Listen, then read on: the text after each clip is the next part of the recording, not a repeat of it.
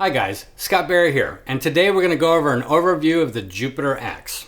The first thing that we're going to go through is just the layout and what's going on in here. And what's so cool about this is that it's got the familiar things that you're so used to in an analog synthesizer. Now where the JUPITER-X differs and where it is better or cooler or however you want to put it than what the actual analog was is that not only do you just have models. So we've got a JUPITER-X, we've got a G106, we've got an SH101, and other models that are in here. I can also layer these, I can split these, I can use them with what's called the I-Arpeggiator. So basically, let's just go through the basics here. You have more or less two different options, or two different modes that the JUPITER-X is in. A scene mode and a tone mode. So the tone, whether if it's a model or a Zen core engine or any of those, it's going to be a single sound. Now in a scene, everything can live in the scene and is basically a layer or a split or using the I-Arpeggiator to play other parts while you're doing other things. So the scene level is going to be 4 parts or 4 synths. They can be the same model, they can be different models, they can be combinations of, and then you also have a rhythm part. So the 5th part's a rhythm part, drums, just think of it like that. So 4 parts can be layered, split, however you want. So that's the difference between the scene and the tone. So now if we look at a tone, or we look at actually one of the models. So right here on the screen I've got the JUPITER-8, and on the JUPITER-8, you've got different options. So you've got your LFO that you can go into, your oscillator, your mixer, your filter, your amp level, your envelope 1 and envelope 2. Now one of the things to keep in mind is that this is more geared to look like the JUPITER-8 and be more like the Jupiter. But depending on the model, like the SH101, certain things may work differently or may not even turn on. Like there's no ring modulator in the JUPITER-8. So don't think that something's broken or anything like that. It just depends on the model and what's going on and what's going to work. We try to be very, very authentic to the original stuff, but we also add some new things. And I'll give you an example. A whole effects section over here. So I can add delay or reverb or chorus or things like this that we would normally do either through a guitar pedal or a rack mount or in a studio or anything like that. So now that that's on board. So that's where things start to differ a little bit and come into the now. We can also control things with the buttons, and we'll go into that later.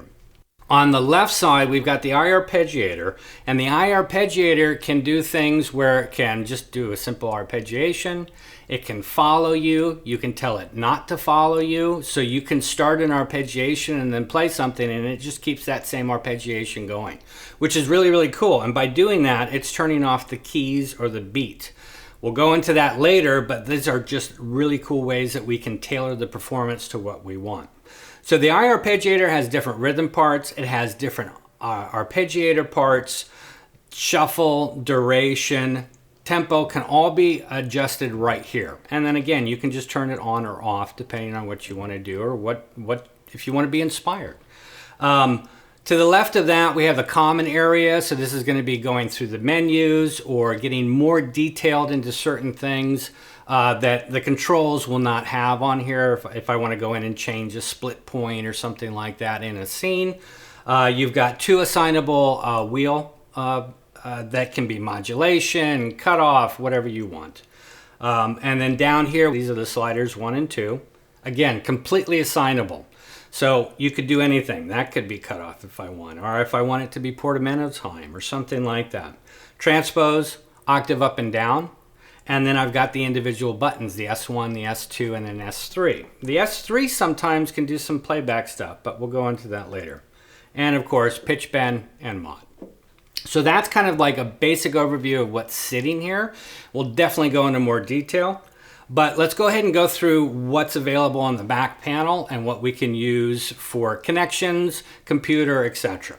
So on the back panel here, we have a computer port. So you can connect to your computer, and this can be an audio interface. So not only can it be an audio interface, and I don't need something else, USB connection directly to the computer. The thing that's really cool with this is that I can also divide out the individual parts. So for example, let's take a scene that has 5 different parts, so 4 synth, 5th is drums.